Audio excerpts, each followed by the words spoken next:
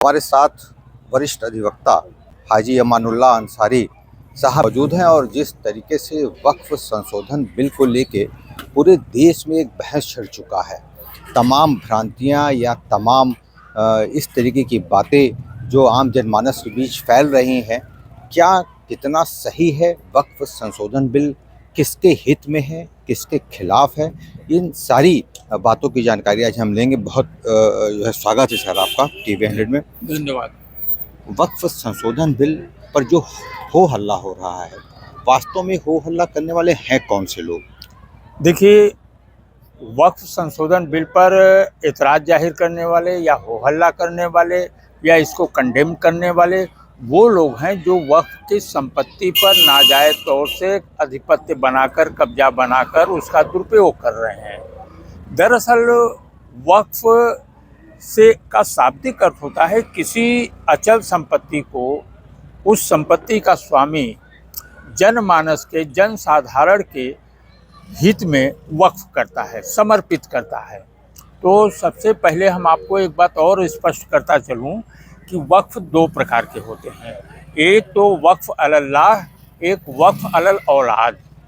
वक्फ अलल औलाद जो होता है वो जो है उस संपत्ति का देख रेख, प्रबंध, व्यवस्था वंशानुगत उनके वारिसान करते रहेंगे।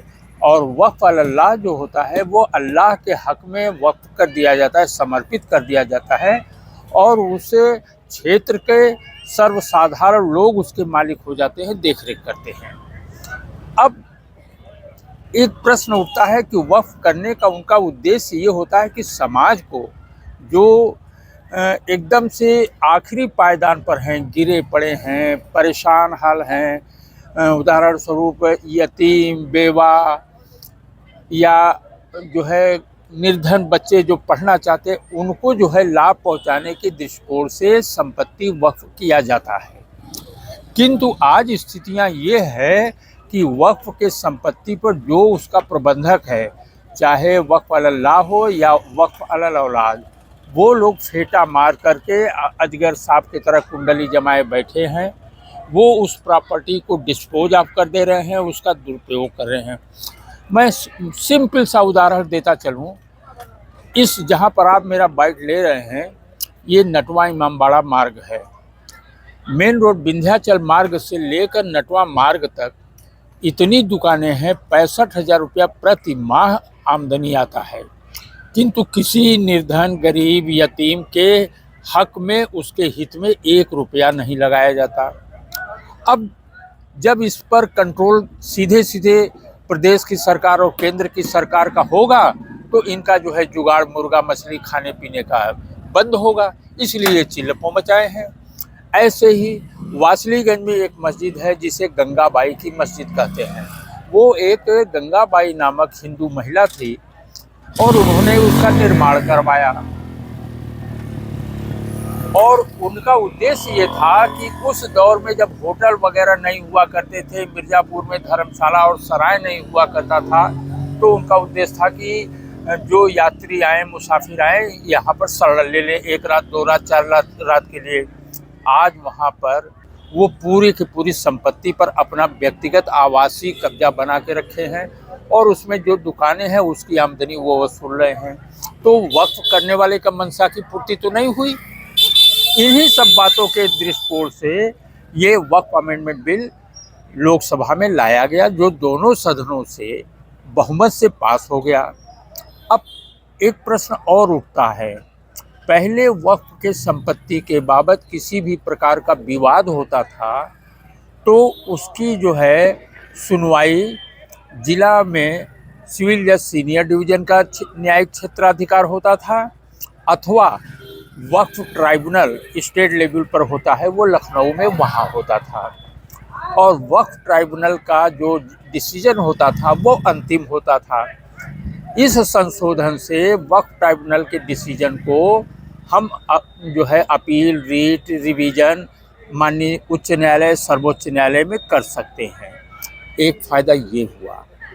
दूसरे ये कि बेशुमार प्रॉपर्टी है जिस पर मुसलमान का ही कब्जा है, वक्फ करने वाले का मंशा हिंदू और मुसलमान से तात्पर्य नहीं था, उनका मंशा जनहित के लिए था। तो एक बात और बहुत चर्चा में आ रहा है हाँ। कि वक्फ संशोधन बिल पारित होने के बाद, नियम बन जाने के बाद ये बातें कही जा रही हैं कि अब ये तमाम संपत्तियां सरकार इसको कब्जा कर लेगी। ये कितना वाजिब है या बेवजह की नहीं बात? नहीं नहीं, ये तो बहुत फायदे का बिंदु हुआ। वो इसलिए कि पहले वक्फ की संपत्ति पर उस जमाने में चाहे मुसलमान हो चाहे हिंदू हो, कोई किसी व्यक्ति को लोग बसा देते थे, और वो बस गया तो वंशानुगत आजीवन उस पर कब्जा बना रहता था। 2 रुपये 4 रुपये महीना या साल उसका किराया देता था। अब ये है कि अगर वक्फ संपत्ति डिडक्ट हो गई, आइडेंटिफाई हो गया, तो उसका कंट्रोलर डीएम रहेगा और उससे प्रॉपर जितनी आमदनी होनी चाहिए उतना आमदनी का वो प्रयास करेगा।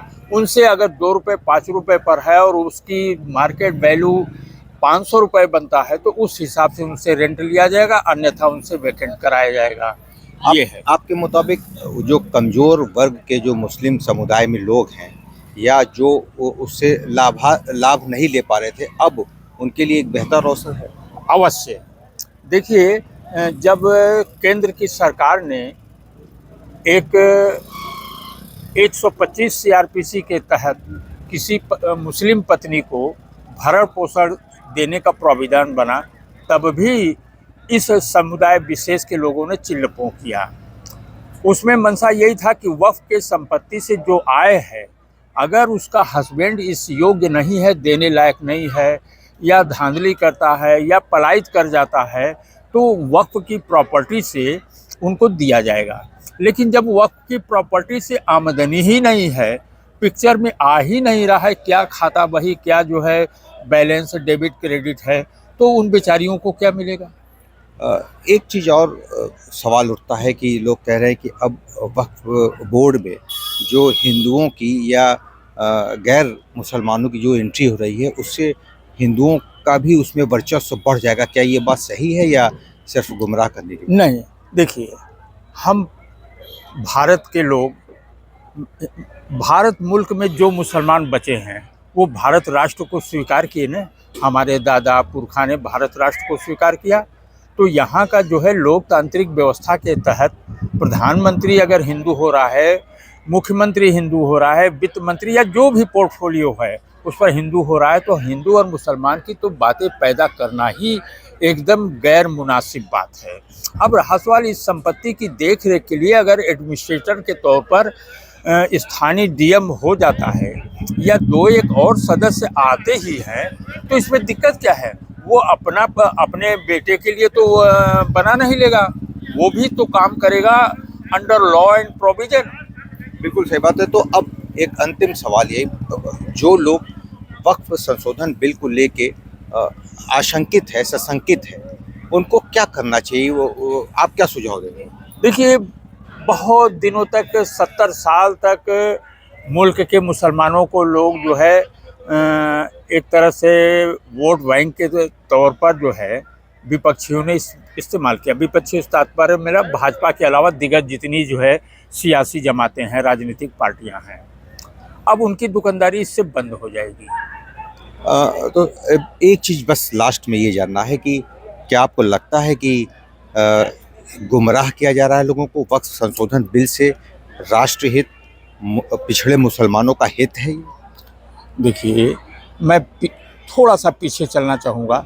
जिस समय साहबानों वाले केस में 125 वाले मामले में ऑनरेबल सुप्रीम कोर्ट का डिसीजन आया और लोकसभा ने उसको ध्वनिमत से प्रस्ताव पास करके ये संशोधन ले आए कि इसमें पर्सनल लाभ भी के लोग भी इससे कवर्ड होंगे।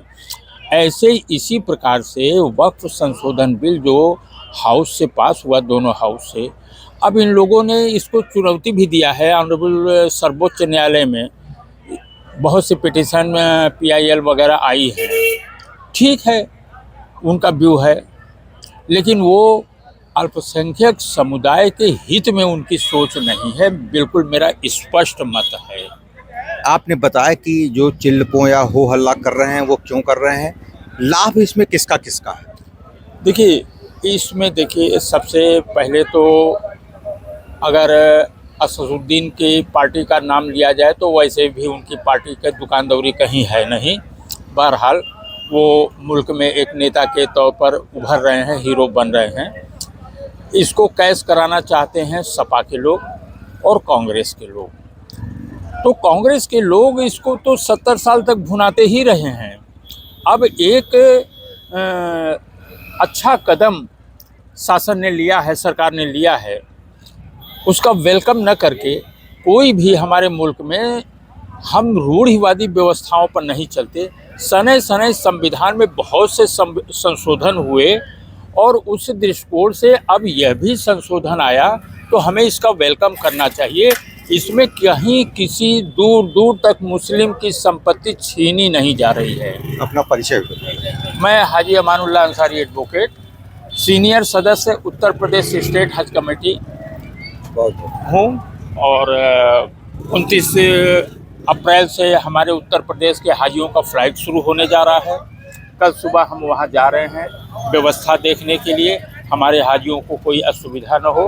और 14 तारीख को हमारे यहाँ से 31 लोग फ़्लाइट करेंगे।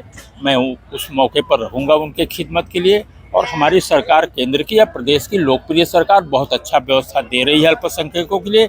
इन्हें कहीं भयातुर होने की आवश्यकता ही नहीं है। ये जो है राजनीतिक दल लोग गुमराह कर रहे हैं। बहुत बहुत धन्यवाद सर, आपने समय निकाला और हमसे बात किया। तो जनपद मिर्जापुर के ही नहीं बल्कि पूरे पूर्वांचल के एक जाने माने वरिष्ठ अधिवक्ता के साथ साथ पैनी नज़र रखते हैं तमाम राष्ट्र और देश के प्रगति और उसके हित पर। मिर्जापुर से TV 100 के लिए वीरेंद्र गुप्ता की रिपोर्ट।